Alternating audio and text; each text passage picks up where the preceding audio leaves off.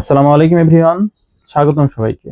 এখন আমরা HSC chemistry second পার্টের পরিবেশ রসায়ন এই অধ্যায়টার আরো কিছু গুরুত্বপূর্ণ টপিক নিয়ে আলোচনা করব। তো আজকে আমরা আলোচনা করব গেলোসাকের সূত্র এবং অ্যাভোগাড্রো সূত্র, এই দুইটা টপিক নিয়ে। এই দুইটা টপিক আমরা কেন পড়ব? আমরা যদি বিগত সালের কোশ্চেন ব্যাংক অ্যানালাইসিস করি তবে দেখতে পাবো এই দুইটা টপিক থেকে বিগত বছরগুলোতে বিভিন্ন অ্যাডমিশন টেস্ট বলো বা বোর্ড পরীক্ষা বলো, প্রশ্ন এসছে, কম হোক বা বেশি হোক এসছে কিন্তু। এবং এখানে আমাদের সবগুলো লেখা সম্ভব হয় নাই। আমরা কিন্তু মূলত 2020-21 সালে যারা পরীক্ষা দিয়েছে তাদের কোশ্চেন ব্যাংক অ্যানালাইসিস করে কিছু প্রশ্ন এখানে লিখেছি। এছাড়াও আরো অনেক প্রশ্ন বাকি আছে যেগুলো লেখা সম্ভব হয়নি। এবং 2020-21 পরে আজ পর্যন্ত যারা পরীক্ষা দিয়েছে তাদের কোশ্চেন ব্যাংক যদি অ্যানালাইসিস করা হয় তাহলে এর থেকে অনেক বেশি প্রশ্ন পাওয়া যাবে এই টপিক থেকে। তাহলে এই টপিক কি বাদ দেওয়ার কোনো সুযোগ আছে? নেই কিন্তু। ঠিক আছে, আমাদের এই টপিকটা পড়তে হবে, অবশ্যই পড়তে হবে। তো চলো আমরা শুরু করি।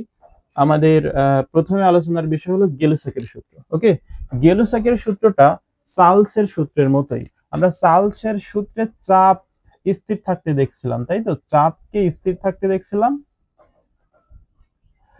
আর হচ্ছে আয়তন নিয়ে কাজ ছিল মূলত। আয়তন নিয়ে আমাদের কাজটা ছিল, আয়তন নিয়ে কাজ ছিল। আর গেলুসাকের ক্ষেত্রে উল্টাটা, এটা কিন্তু চার্লস, এটা কিন্তু চার্লস। গেলুসাকের ক্ষেত্রে উল্টাটা, অর্থাৎ আয়তন স্থির থাকবে, চাপ নিয়ে কাজ করতে হবে। ওকে, আয়তন স্থির থাকবে, কি নিয়ে কাজ করতে হবে? চাপ নিয়ে কাজ করতে হবে। তো চলো আমরা আগে গেলুসাকের সূত্রটা দেখি। একদম হুবহু চার্লসের সূত্রের যেই সংজ্ঞা, এই সূত্রের সেই সংজ্ঞা, শুধুমাত্র আয়তনের জায়গায় চাপ যাবে, চাপের জায়গায় আয়তন যাবে, আর কোনো চেঞ্জ নেই। ওকে, তো চলো আমরা দেখি। চার্লসের সূত্র ছিল স্থির চাপে, আর এখানে হবে স্থির আয়তনে। ঠিক আছে, স্থির আয়তনে নির্দিষ্ট ভরের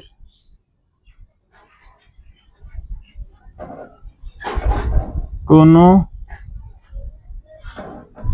গ্যাসের তাপমাত্রা 1 ডিগ্রি সেলসিয়াস বৃদ্ধি বা হ্রাস করলে চাপ 0 ডিগ্রি সেলসিয়াস তাপমাত্রায় চাপের 1/273 অংশ বৃদ্ধি বা হ্রাস পাবে। তো আমরা এটা একটু ম্যাথমেটিক্যালি দেখতে যাচ্ছি। তো আমরা এই 0 ডিগ্রি সেলসিয়াস তাপমাত্রায় যে চাপটা, সেটা ধরে নিচ্ছি হলো পি নট। ঠিক আছে, ধরি 0 ডিগ্রি সেলসিয়াস তাপমাত্রায় চাপ সমান হচ্ছে পি নট।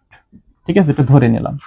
তাহলে 1 ডিগ্রি বৃদ্ধি করলে চাপ কতটুকু বৃদ্ধি পাবে? এখানে কিন্তু লেখা আছে যে 1 ডিগ্রি যদি আমি বৃদ্ধি, শুধু আমি বৃদ্ধি ধরছি, হ্রাসটা পরের ব্যাপার।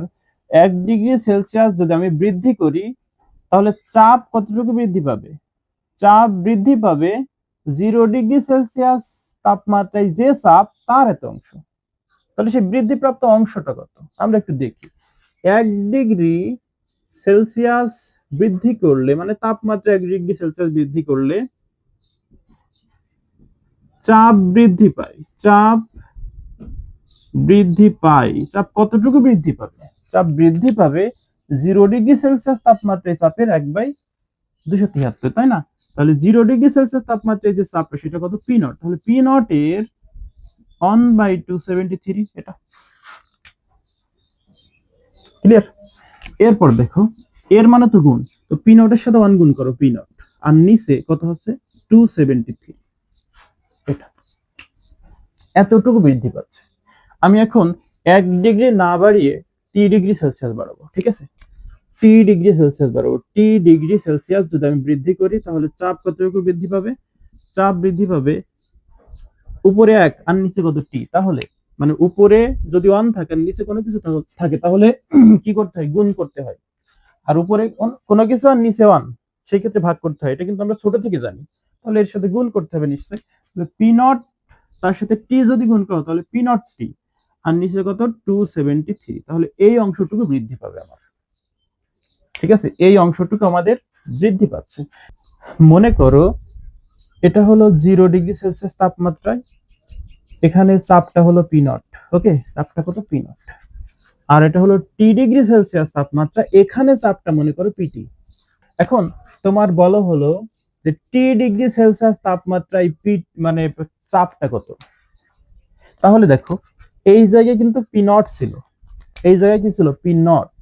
আর এখান থেকে এতটুকু অংশ আমাদের বৃদ্ধি পেয়ে এখানে পৌঁছাইছে। তাহলে ফাইনালি এই জায়গায় চাপটা কত হবে? এই জায়গায় চাপটা হবে এইটা যোগ এইটা, এইটা যোগ এইটা। সাপোজ মনে করো এখানে এই 0 ডিগ্রি সেলসিয়াস তাপমাত্রায় যে চাপটা সেটা হলো 20 অ্যাটমসফিয়ার, তুমি ধরে নাও সাপোজ। আর এই জায়গায় চাপটা হলো 40 অ্যাটমসফিয়ার, ঠিক আছে? কত হলো? 40 অ্যাটমসফিয়ার।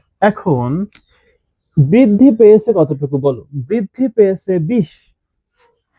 তাহলে এই জায়গার চাপটা তুমি কিভাবে পাবা? এই জায়গায় যে 40, এই 40 তুমি কিভাবে পাচ্ছ? আগেরটা যোগ বৃদ্ধি অংশটা করে। এখানেও তাই হবে। তাহলে আমি যদি পিটি নির্ণয় করতে চাই, পিটি কত হবে? আদি ছিল পি নট যোগ এখন যেটা বৃদ্ধি অংশটা সেটা হলো P naught T divide by 273। Clear? এটাই হচ্ছে আমাদের কার সূত্র বলতো? গেলুসাকের সূত্র। এখন এখানে দুইটা জিনিস স্থির থাকবে, সেটা হলো কি কি স্থির থাকবে? দেখো তো, স্থির আয়তনে মানে ভি স্থির থাকবে, আর হচ্ছে নির্দিষ্ট ভর মানে হলো মোল সংখ্যা স্থির থাকবে। ক্লিয়ার বিষয়টা? আশা করি তোমাদের বিষয়টা ক্লিয়ার হয়েছে। এখন এখান থেকে আমরা আরো একটা সূত্র দাঁড় করাতে পারি। কেমন সূত্র সেটা আমরা যদি একটু দেখি। দেখো আমি যদি 1 ডিগ্রি সেলসিয়াস তাপমাত্রা যদি 1 ডিগ্রি সেলসিয়াস বৃদ্ধি করি তাহলে চাপও কিন্তু একটা নির্দিষ্ট অংশ বৃদ্ধি পাচ্ছে। আবার যদি 1 ডিগ্রি সেলসিয়াস হ্রাস করি চাপও কিন্তু একটা নির্দিষ্ট অংশ হ্রাস পাচ্ছে। আচ্ছা এখান থেকে যদি হ্রাস পেত, সাপোজ তাপমাত্রাটা এই চাপটা যদি হ্রাস পেত তাহলে জাস্ট এখানে তুমি হ্রাসের ক্ষেত্রে পি নট মাইনাস এটা করতে, কারণ হ্রাস পাওয়া মানে কি? কমে যাওয়া। আগে যা ছিল তার থেকে কমে যাবে, ঠিক আছে? আগে যা ছিল তার থেকে কমে যাবে হ্রাস পেয়ে। এটাই তো ক্লিয়ার বিষয়টা? তাহলে এটা কিন্তু হ্রাস পেলে, কি পেলে? হ্রাস পেলে, ওকে? আর এটা কিন্তু বৃদ্ধি পেলে, এটা একটু মনে রেখো। সহজ, কঠিন কিছু না। হ্রাস পেলে বিয়োগ আর বৃদ্ধি পেলে যোগ, এটা তো আমরা জানি ছোট থেকে, এটা আর না জানার কি আছে বলে। এখন দেখো তাহলে তাপমাত্রা বাড়ালে চাপ বাড়ছে, চাপ বাড়ছে। তাপমাত্রা কমালে চাপ কমছে। তাহলে একটা বাড়লে আর একটা যদি বাড়ে তাহলে তারা কেমন সম্পর্কে থাকে? সমানুপাতিক সম্পর্কে থাকে কিন্তু। তার মানে আমরা তাপমাত্রা আর এই চাপ এটা লিখতে পারি, এরা সমানুপাতিক। তাপমাত্রা এই চাপ সমানুপাতিক তাপমাত্রা, এটা লিখতে পারি। এখানে কে কে স্থির বলো তো? এখানে স্থির হচ্ছে তোমার ভি এবং এন, এই দুইটা জিনিস স্থির। ক্লিয়ার? যেহেতু একটা বাড়লে আরেকটা বাড়ছে, একটা কমলে আরেকটা কমছে। তাপমাত্রা বাড়লে চাপ বাড়ছে, তাপমাত্রা কমলে চাপ কমছে, মানে একটা বাড়লে আরেকটা বাড়ছে, একটা কমলে আরেকটা কমছে। এরকম একটা বাড়লে আরেকটা বাড়ে আর একটা কমলে আরেকটা যদি কমে তাহলে তারা কেমন সম্পর্কে থাকে? সমানুপাতিক সম্পর্কে থাকে। সহজ হিসাব। তাহলে দেখো এখানে এই সমানুপাতিক উঠাই দিয়ে পি সমান সমান কে লেখা যায়? সমানুপাতিক উঠাই দিয়ে কি লেখা যায়? সমান সমান কে মানে সমান সমান ধ্রুবক, আর এখানে টি আছে সেইটি লেখো। বা এই পি আর এই টি মানে টি এই পাশে গুণাকার আছে, যখন এই পাশে তখন হয়ে যাবে ভাগ, আর ওই ভাই কি থাকবে? কে থাকবে। ওকে, কি থাকবে? কে থাকবে। এখন দেখো আমরা এখান থেকে একটা সূত্র দাঁড় করাতে পারি, সেটা হচ্ছে এই যে মানে এর আগে কিন্তু আমি অনেকগুলো করাইছি, এরকম মানে দুইটা করাইছি, চার্লসের সূত্র করাইছি এবং বয়েলের সূত্র করাইছি। ঠিক আছে, অর্থাৎ পিআরটি পিআরটি এমন ভাবে, মানে পি যদি তাপমাত্রা যদি বাড়াও, পিও বাড়বে, মানে চাপও বাড়বে। চাপ বেড়ে তাদের দুইজনের ভাগফল সর্বদা ধ্রুবক হবে, সর্বদা ধ্রুবক হবে। কি মানে সর্বদাই ধ্রুবক।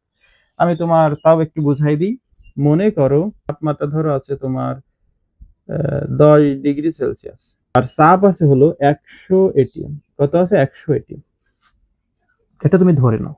এখন চাপকে তুমি যদি তাপমাত্রা দ্বারা ভাগ করো, রেজাল্ট কত আসে? রেজাল্ট আসে কিন্তু 10।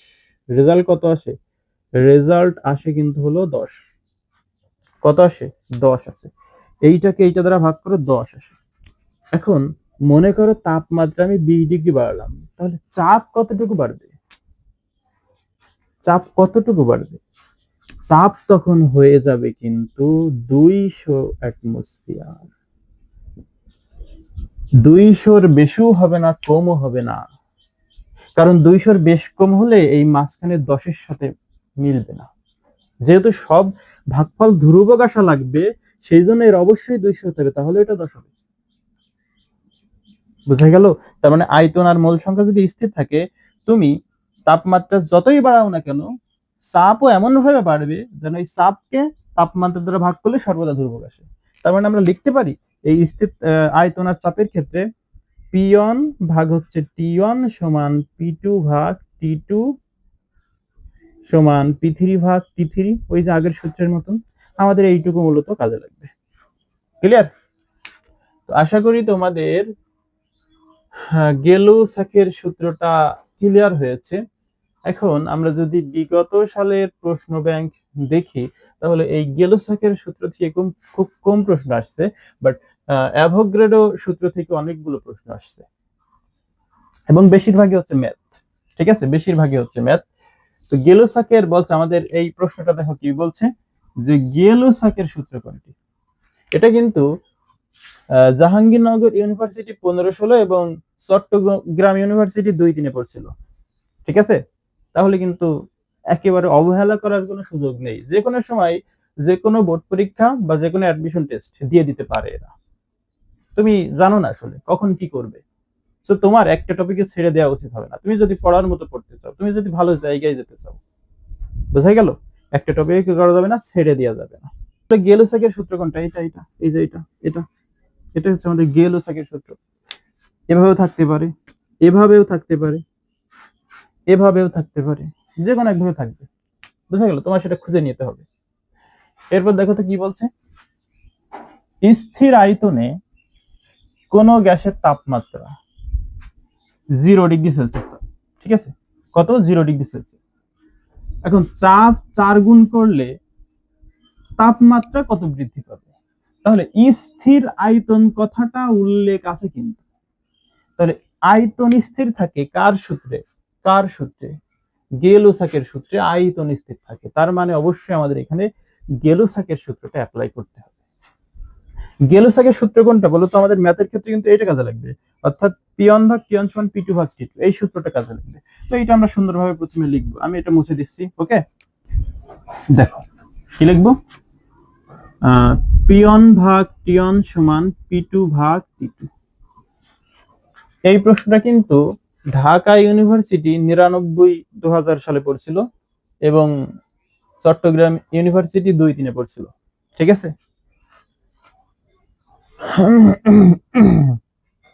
তো দেখো আমরা যদি এখন একটু সমাধান করার চেষ্টা করি, আমাদের যে জিনিসগুলো দেওয়া আছে সেগুলোকে লিখবো।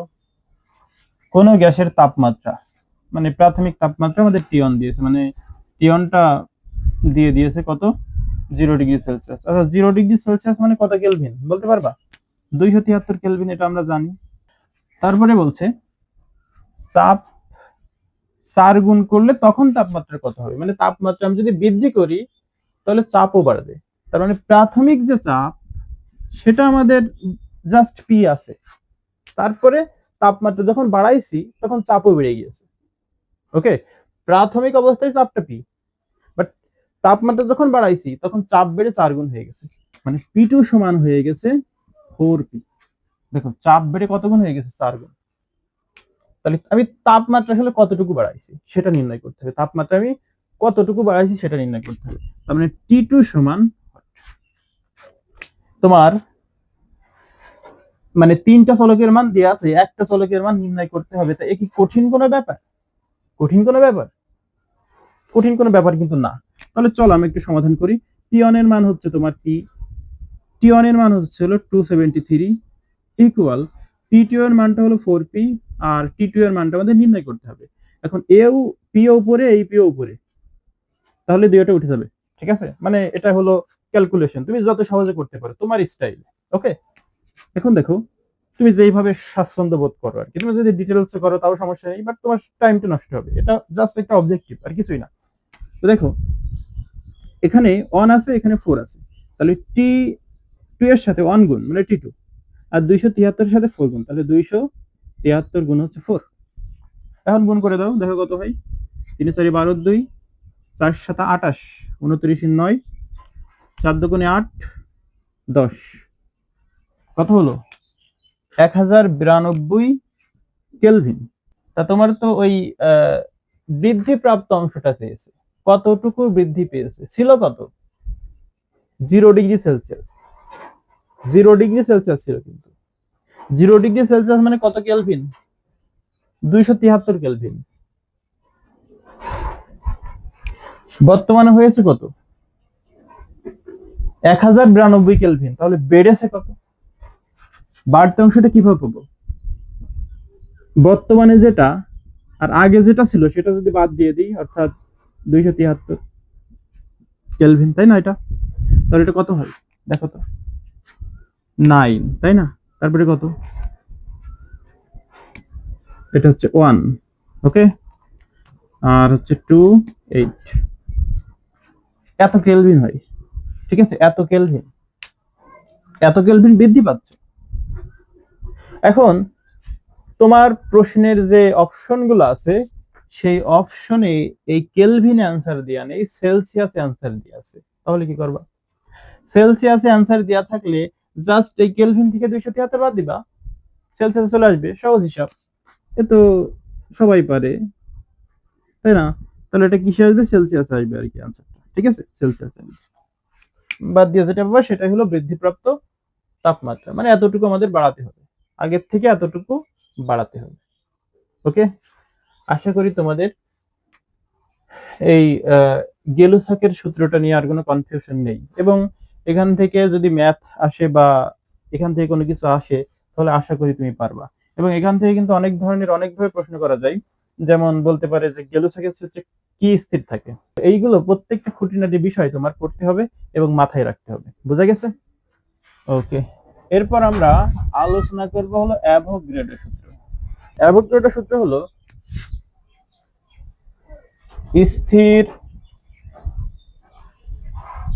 তাপমাত্রা ও চাপে আয়তন মূল সংখ্যার সমানুপাতিক। মানে কোন গ্যাসের আয়তন, ঠিক আছে, এটা হবে কোন গ্যাসের আয়তন, কোন গ্যাসের আয়তন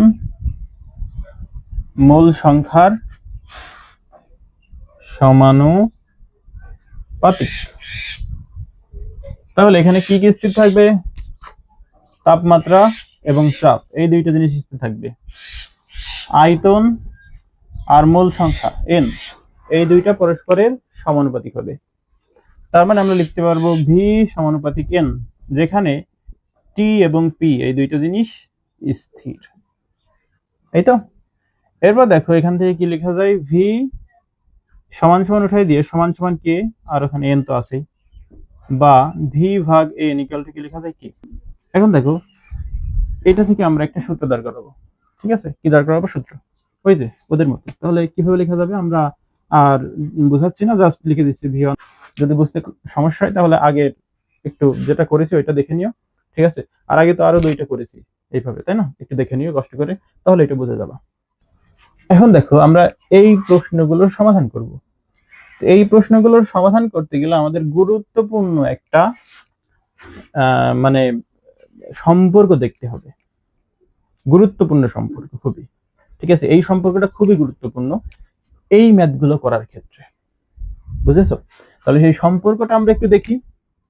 1 মোল সমান লেখা যাবে 6.023 ইন্টু 10⁻23t অনু। ঠিক আছে, 23t অনু। এটা সমান আবার লেখা যাবে আণবিক, মানে যৌগের বা অণুর বা মৌলের, যৌগের বা অণুর বা মৌলের আণবিক ভর। কি লেখা যাবে? আণবিক ভর। আণবিক ভর তো সবাই নির্ণয় করতে পারো আশা করি। এটার সমান আবার লেখা যাবে 22.4 লিটার। এটা হলো লেখা যাবে এসটিপি তে। ঠিক আছে, এনটিপি তে এটা লেখা যাবে 24 লিটার। এটা হলো এনটিপি তে। বাট ম্যাথে ম্যাথে তোমার এইটা ইউজ করেছে সব জায়গায় এনটিপি তে 22.4 লিটার। যদিও ভুল, বাট ইউজ করেছে, তুমি কি করবা? কেন ভুল তোমার একটু যুক্তি দিই। ধরো 0 ডিগ্রি সেলসিয়াস তাপমাত্রায়, মানে প্রমাণ তাপমাত্রা, মানে এসটিপি তে তাপমাত্রা কত থাকে? এসটিপি তে তাপমাত্রা কত থাকে? 0 ডিগ্রি সেলসিয়াস। এই জায়গায় আয়তন যদি 22.4 লিটার হয়, এই জায়গায় আয়তন আয়তন কত? 22.4 লিটার। ওকে, তাহলে এনটিপি তে ঠিক আছে, এখানে তাপমাত্রা কিন্তু আর 0 থাকে না, 20 হয়ে যায়। তাহলে তাপমাত্রা বাড়লে আয়তন কিন্তু বাড়ে। এটা আমরা কার সূত্রে পড়েছি? চার্লসের সূত্রে কিন্তু পড়েছি যে তাপমাত্রা বাড়লে আয়তনও বাড়ে। মনে আছে? তাপমাত্রা বাড়লে কি হয়? আয়তন বাড়ে। এটা কার সূত্রে পড়েছি? চার্লসের সূত্রে।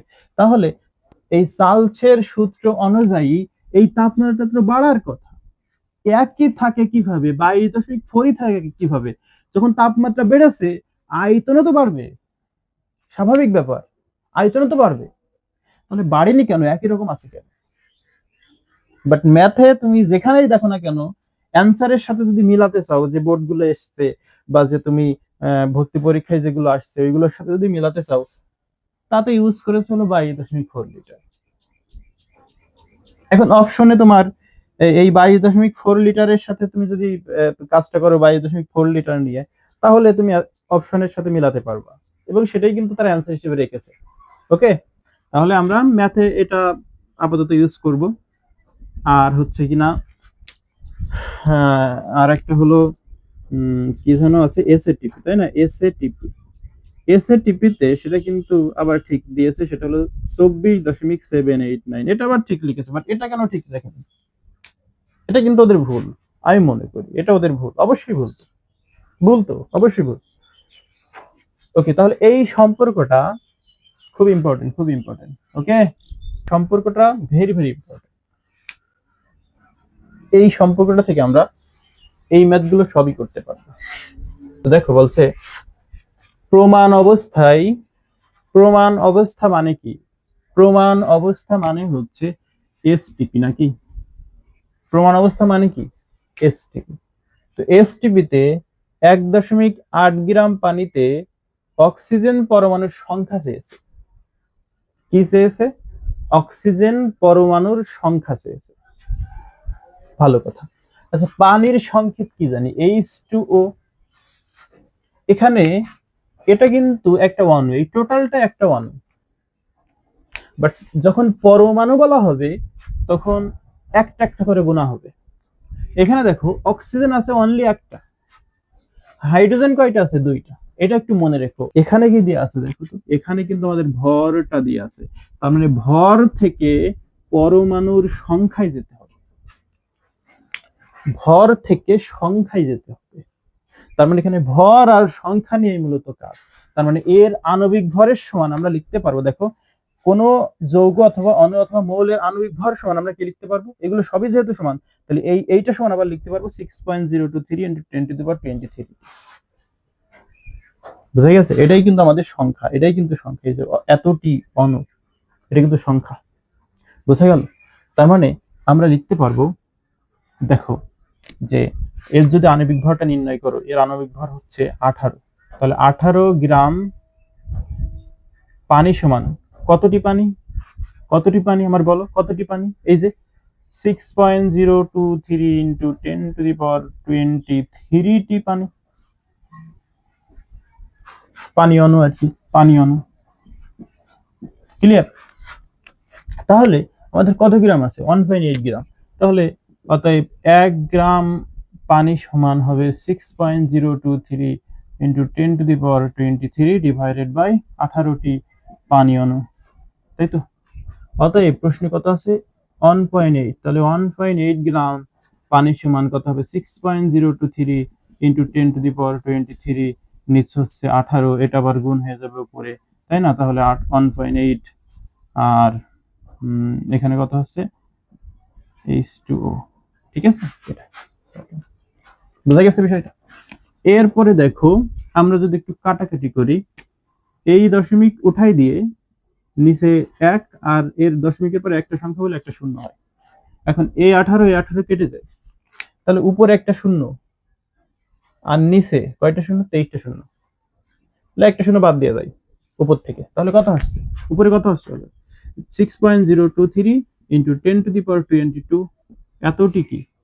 পানি অণু। এতটি কি? পানির অণু। বাট আমাদের তো পানির অণু চাইনি, আমাদের কি চেয়েছে? পরমাণু সংখ্যা। ঠিক আছে? কি চেয়েছে? পরমাণুর সংখ্যা চেয়েছে।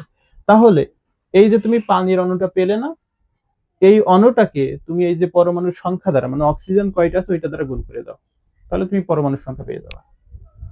বোঝা গেল? পরমাণুর সংখ্যা তুমি পেয়ে যাবা। তাহলে অক্সিজেন এই এখানে কয়টা আছে? পানিতে অক্সিজেন কয়টা আছে? একটা আছে। তাহলে 1 দ্বারা যদি এর গুণ করো তাহলে যা তাই। যদি তোমার অক্সিজেনের পরমাণুর সংখ্যা না চেয়ে যদি সেটা হলো হাইড্রোজেনের পরমাণুর সংখ্যা, তাহলে একে কিন্তু 2 দ্বারা গুণ করতে হতো। কত দ্বারা গুণ করতে হতো? 2 দ্বারা। এটা একটু খেয়াল রেখো, অণু আর পরমাণু কিন্তু এক না।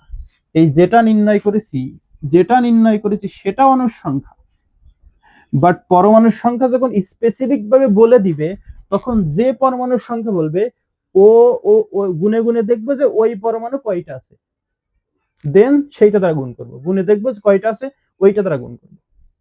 ক্লিয়ার? অক্সিজেন আছে একটা, 1 দ্বারা গুণ করবো। হাইড্রোজেন কয়টা আছে? 2টা, 2 দ্বারা গুণ করবো। যদি হাইড্রোজেনের পরমাণুর সংখ্যা নির্ণয় করতে বলে, যদি শুধু বলে পরমাণুর সংখ্যা নির্ণয় করো, এখন যদি বলে শুধু পরমাণুর সংখ্যা নির্ণয় করো, বলে দেয়নি হাইড্রোজেনের অথবা অক্সিজেনের, তাহলে কি করবা? গুনবা, দেখবা কয়টা আছে। হাইড্রোজেন দেখো কয়টা আছে? 2টা। আর অক্সিজেন কয়টা আছে? একটা। তাহলে কয়টা হলো? 3টা। তাহলে 3 দ্বারা গুণ করবা, মানে পরমাণু 3টা, তাই 3 দ্বারা গুণ করবা। তোমার বলে দেয়নি জাস্ট কিছু। আশা করি অণু পরমাণুর বিষয়টা তোমার ক্লিয়ার।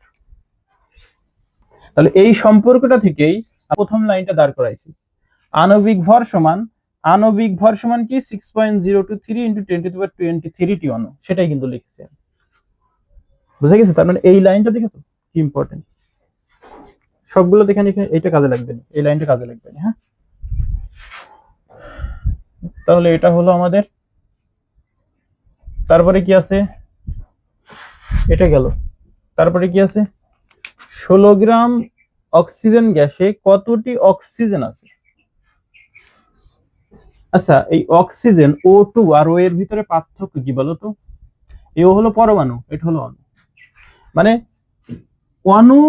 অণুই আছে, কিন্তু পরমাণু কিন্তু বলিনি। কিন্তু যদি পরমাণু বলতে তাহলে ও থাকতো, শুধু অণুই আছে। তাহলে অণুর সংখ্যা নির্ণয় করতে হবে, তার মানে আমাদের ওই পরমাণুর সংখ্যা দ্বারা শেষে গুণ করা লাগবে না। ওইটার মতোই, কিন্তু ওইটার মতোই।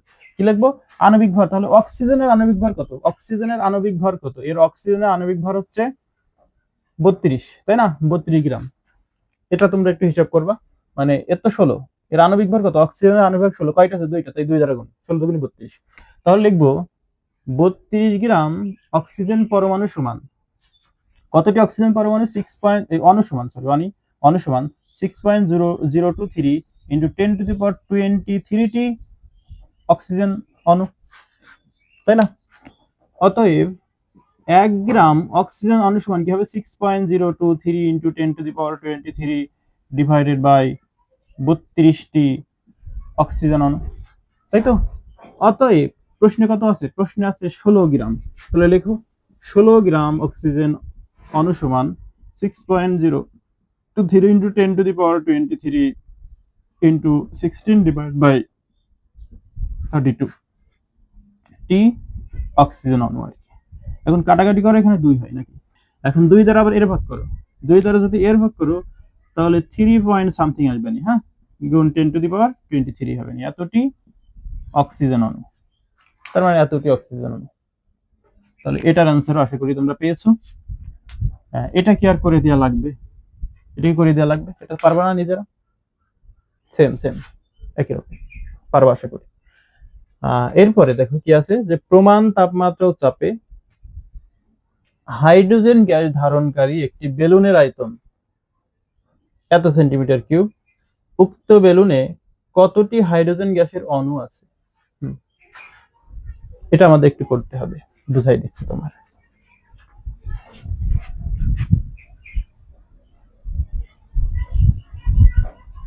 আমরা এতক্ষণ যাবত যে অঙ্কগুলো করছিলাম সেগুলো হলো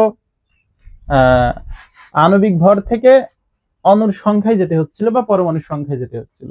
এখন কিন্তু আয়তন থেকে অণুর সংখ্যায় যেতে হবে, যে কতটি অণু আছে, কতটি হাইড্রোজেন অণু আছে। মানে এখন আয়তন থেকে অণুর সংখ্যায় যেতে হবে। আমাদের উপরে একটা কথা আছে প্রমাণ তাপমাত্রা ও চাপ। তো প্রমাণ তাপমাত্রা ও চাপ মানে কি? এসটিপি। তো এসটিপি তে কত 22.4 লিটার সমান আবার কি লেখা যাবে? এই যে এগুলো সবই যেহেতু সমান, তাহলে 22.4 লিটার সমান লেখা যাবে 6.023 ইন্টু 10⁻23 টি অণু। সে যে কোনো অণু হতে পারে, যে কোনো মৌল বা যে কোনো অণু বা যে কোনো যৌগ হতে পারে। ওকে, তাহলে আমরা কি লিখতে পারবো বলতো? লিটার থেকে কিসে যেতে হবে? এবার লিটার থেকে যেতে হবে অণুর সংখ্যায়। তাহলে আমাদের হেডলাইন কিন্তু এখান থেকে নিতে হবে, তারপরে ওইটা হেডলাইন এখান থেকে সর্বদাই। তাহলে আমাদের আয়তনটা কিসে আছে? সেন্টিমিটার কিউবে। তাহলে এই লিটার থেকে আমাদের এটাকে সেন্টিমিটার কিউবে পরিণত করে নিতে হবে। ওই যে প্রথমে একদম শিখাইছিলাম এক একক থেকে আরেক এককের ডেরিভেশন, তাই না? মানে এক একক থেকে আরেক এককে আমি কিভাবে যাব, আমরা কিন্তু লিখেছিলাম এই যে 1 লিটার সমান হচ্ছে তোমার 10⁻³ সেন্টিমিটার কিউব, এটা কিন্তু লিখেছিলাম আমরা। বুঝা গেছে? এটা কিন্তু ছিল আমাদের। তুমি দেখো তুমি আছে কিন্তু এটা। তাহলে এইটা ওকে। তো এটা যদি হয় তাহলে আমরা এখানে কত লিটার আছে? 22.4 লিটার। এর সাথে এই 10⁻³ যদি গুণ করে দাও, 10⁻³ যদি গুণ করে দাও, তাহলে সেটা লিটার না থেকে সেন্টিমিটার কিউব হয়ে যাবে। সেন্টিমিটার কিউব হয়ে যাবে। কেন সেন্টিমিটার কিউবে পরিণত করে নিলাম? কারণ এখানেও আমার আয়তনটা সেন্টিমিটার কিউবে আছে তাই। ঠিক আছে, এখানেও আয়তনটা কিসে আছে? সেন্টিমিটার কিউবে আছে তাই। তাহলে এত সেন্টিমিটার কিউব সমান কতটি বলো তো? কতটি? এই যে 6.023 ইন্টু 10⁻23 টি কি অণু? হাইড্রোজেন অণু। ওকে, হাইড্রোজেন অণু। অতএব 1 সেন্টিমিটার কিউব সমান কি লিখবো? 6.023 ইন্টু 10⁻23, আর নিচে হচ্ছে 22.4 ইন্টু 10⁻³ এতটি হাইড্রোজেন। আর কত আছে আমাদের আয়তনটা আছে হলো 3.22 ইন্টু 10⁻⁻6, 3.22 ইন্টু 10⁻⁻6 সেন্টিমিটার কিউব সমান কত হবে বলো তো? 6.023 ইন্টু 10⁻23 ইন্টু হচ্ছে কত এটা, অর্থাৎ 3.22 ইন্টু 10⁻⁻6, আর নিচে কত? 22.4 ইন্টু 10⁻³ ঠিক আছে। এটা তো এটা তোমার কুয়েট 10-11 পড়ছে। এখন এটা তুমি ক্যালকুলেটরে বসিয়ে যদি ক্যালকুলেশন করো তাহলে অ্যান্সার একটা পাবা, সেটাই হচ্ছে অ্যান্সার। ঠিক আছে, সেটাই কি অ্যান্সার। আশা করি তোমরা এটা বুঝেছো। এরপরে কি আছে, এই দেখো এইটা আর এটা এক, তাই না? লিটার আছে, সরাসরি লিটার, লিটার থেকে অনুসংখ্যায় যেতে হবে। তাহলে আমাদের এই 10⁻³ আর গুণ করা লাগবে না, লিটার থেকে আমরা সেন্টিমিটারে গেছিলাম, আর ওখানে লিটার লিটারই আছে। তাহলে লিটার কত? 22.4 লিটার। এটাই এটাই। ওকে ওকে, আশা করি তোমরা বুঝেছো। তো এই লাইনটা যদি তোমাদের কনফিউশন থাকে তো আমি লিখে দিই এটা। হ্যাঁ, এটা এমন ছিল যে 1 লিটার সমান হচ্ছে 10⁻³ সেন্টিমিটার কিউব সমান হচ্ছে 10⁻³ সিসি, এরকম ছিল। এটা সমান ছিল আবার 10⁻³ মিটার কিউব, এটা সমান আবার ছিল 1 ডেসিমিটার কিউব, এরকম ছিল। এটা এরকম ছিল। এখন আমি যখন 1 লিটারের পরিবর্তে 22.4 লিটার নিয়ে হিসাব করব, তখন জাস্ট এই আগে কত গুণ হবে, 22.4 লিটার গুণ 10⁻³ এখানেও একইভাবে 22.4 গুণ 10⁻³, এখানেও 22.4 ইন্টু 10⁻³ এভাবে চলে যাবে। ঠিক আছে, এভাবে চলে যাবে। এটা কিন্তু আমি একদম প্রথম ক্লাসে বুঝাইছি, প্রথম ক্লাস অথবা দ্বিতীয় ক্লাসে, যে কোনো একটা ক্লাসে আমি বুঝাইছি এটা। ঠিক আছে, সম্ভবত দ্বিতীয় ক্লাসে যখন একক নিয়ে আলোচনা করেছি আমি। ওকে, এরপর কি আছে বলতো, হাইড্রোজেন, হিলিয়াম, নাইট্রোজেন কোন গ্যাসটির প্রমাণ তাপমাত্রা ও চাপে মোলার আয়তনটা বেশি হবে? এসটিপিতে একটু আগে বলেছি যে কোনো গ্যাসের আয়তন 22.4 লিটার হবে। যে কোনো গ্যাসের অনুসংখ্যা 6.02 ইন্টু 6.023 ইন্টু 10⁻23 হবে। যে কোনো গ্যাসের মানে মোল সংখ্যা 1 মোলই হবে, যে কোনো গ্যাসের।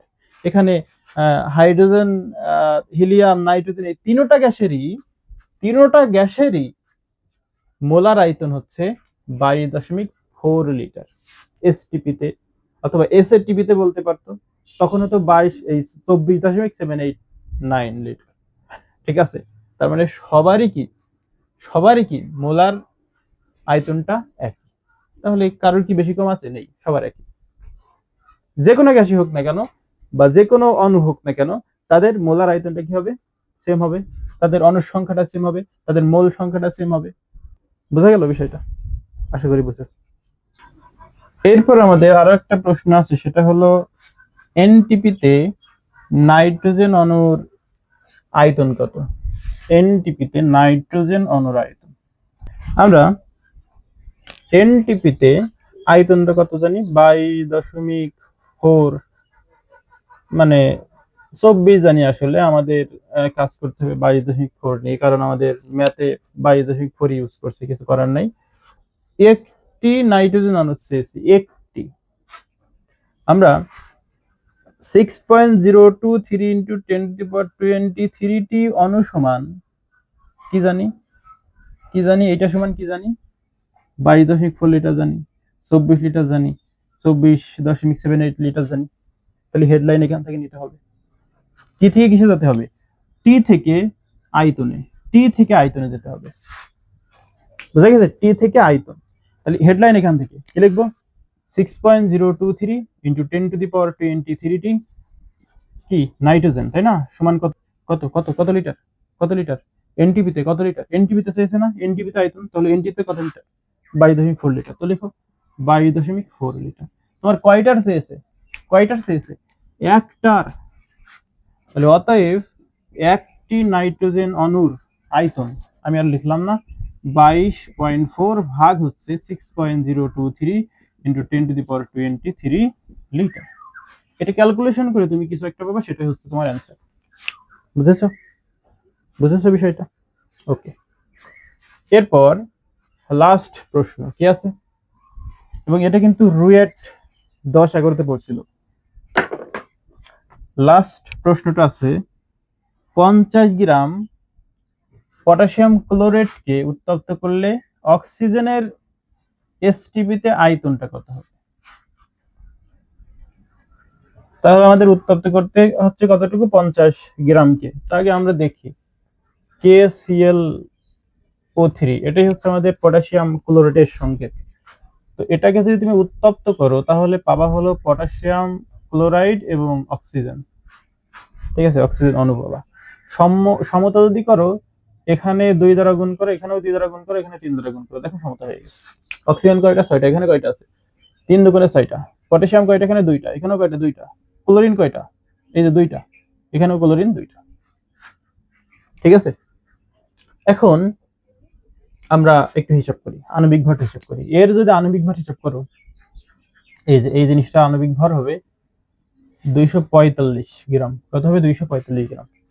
এর আণবিক ভরটা যদি হিসাব করো তাহলে 96 গ্রাম হবে। তুমি হিসাব করে দেখো, 96 গ্রাম হবে। ঠিক আছে, এগুলো বেসিক একদম, তাই আর বুঝাচ্ছি না। ওকে, তাহলে দেখো আমরা আমরা এই যে পটাশিয়াম ক্লোরাইডকে উত্তপ্ত করে 2 মোল পটাশিয়াম ক্লোরাইডকে উত্তপ্ত করে 96 গ্রাম আসলে আমরা কি পাচ্ছি, বা 3 মোল আমরা অক্সিজেন পাচ্ছি। আমরা সরাসরি তো এই যে 50 গ্রাম থেকে কতটুকু অক্সিজেন পাবো সেটা তো নির্ণয় করতে পারবো না। 50 গ্রাম থেকে কতটুকু পাবো সেটা তো আসলে সরাসরি নির্ণয় করা সম্ভব না। এর থেকে আমরা নির্ণয় করতে পারি, এই যে একটা বিক্রিয়া ঘটেছে, এই বিক্রিয়া থেকে নির্ণয় করতে পারি। কিভাবে? দেখো, এত থেকে পাওয়া যায়। 245 গ্রাম থেকে কতটুকু পাইছি? 96 গ্রাম পাইছি। কি পাইছি? অক্সিজেন পাইছি। তাহলে 1 গ্রাম থেকে কত পাবো? আর 50 গ্রাম পটাশিয়াম ক্লোরাইড থেকে কত পাবো? ঠিক আছে, তাহলে অতএব 1 গ্রাম থেকে কত পাবো? 96 গ্রাম। 96 ভাগ হচ্ছে কত?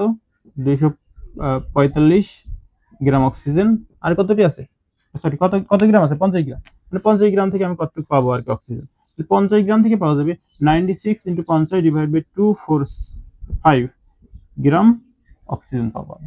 এটা যদি ক্যালকুলেশন করো তাহলে আসবে হচ্ছে, এটা আসবে হলো 19.6 গ্রাম। ঠিক আছে, অর্থাৎ আমি 19.6 গ্রাম অক্সিজেন পাচ্ছি 50 গ্রাম KClO3 থেকে। মানে 50 গ্রাম পটাশিয়াম ক্লোরাইড থেকে আমি 19.6 গ্রাম অক্সিজেন পাচ্ছি। এখন এই 19.6 গ্রাম অক্সিজেনের এসটিপিতে আয়তনটা নির্ণয় করতে হবে। কঠিন কিছু? তাহলে অক্সিজেনের, কার? অক্সিজেনের। এখন কিন্তু এসব নিয়ে কাজ শেষ, এসব নিয়ে আর কোনো কিছু দরকার নেই, আমাদের এই পরিমাণটা দরকার ছিল, পরিমাণটা পেয়ে গেছি। তাহলে অক্সিজেন কি এটা? মানে কত? 32 গ্রাম এর আণবিক ভরটা। তাহলে আণবিক ভরের সমান কত লিটার জানি এসটিপিতে? 22.4 লিটার। এসটিপিতে চাইছে কিন্তু, এসটিপিতে। তাহলে কি লিখবো বলো তো? 22.4, সরি আমাদের আয়তন চেয়েছে না, আয়তন। তাহলে লিখবো 32 গ্রাম সমান কত? 22.4 লিটার। অতএব 1 গ্রাম সমান কত হবে? 22.4 ডিভাইড বাই 32, এটাই তো, এত লিটার। আর কত আছে? আমরা কত পেয়েছি অক্সিজেন? 19.6। তাহলে 19.6 গ্রাম সমান কত হবে? 22.4 ইন্টু 19.6 ভাগ হচ্ছে 32। তো এটা যদি ক্যালকুলেশন করো তোমার অ্যান্সার আসবে হচ্ছে 13.7 ঠিক আছে, এত লিটার। এটা অ্যান্সার আমাদের। ক্লিয়ার? তো আশা করি আজকের ক্লাসটা তোমরা সুন্দরভাবে বুঝেছো। আর তোমাদের কাছে বরাবরের মতোই একটা রিকোয়েস্ট থাকবে, আমার চ্যানেলটা যেহেতু নতুন, তোমাদের যাদের সামনে যাবে দয়া করে আমার চ্যানেলটা একটু সাবস্ক্রাইব করো। ওকে।